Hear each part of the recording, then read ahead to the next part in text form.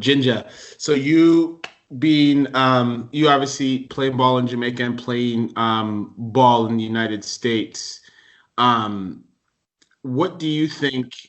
What do you think is the main difference between a country like the United States in the sense that they've they've been able to hold on to a lot of their talent and have them play for the national team, and a lot of the Jamaican born players or Jamaican players with Jamaican roots tend to play abroad in their foreign countries. And can you draw any parallels between what might be the detriment, like long term, of these players going overseas and maybe nationalizing with their foreign countries?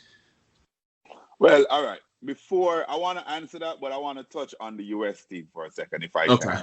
Right? There were some things that I really like, and some things that I am a little bit disappointed in. Like, for example, with the exception of Christian Pulisic, we can put him to the side, right? Because we know he's the talisman of the team. I think Gio Reyna is a star. That boy is a player right there.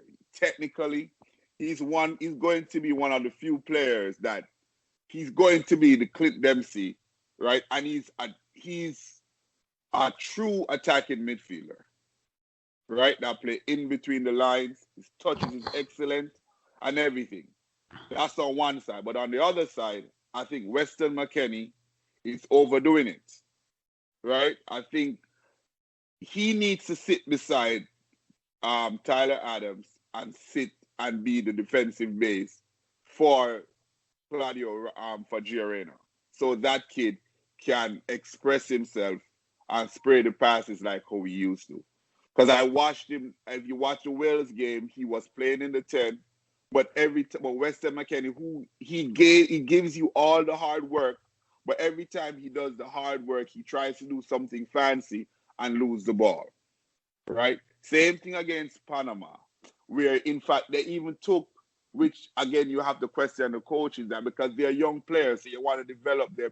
I think that midfield three is very good, but then because the US has been known as a workman-like team, they're always a blue-collar team. They're trying to change that to be more technical right now.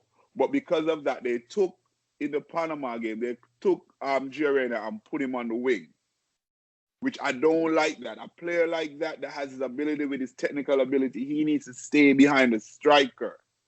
That's where he needs to be so he could spray the passes and have the two defense. In fact, that's how they gave up the first goal.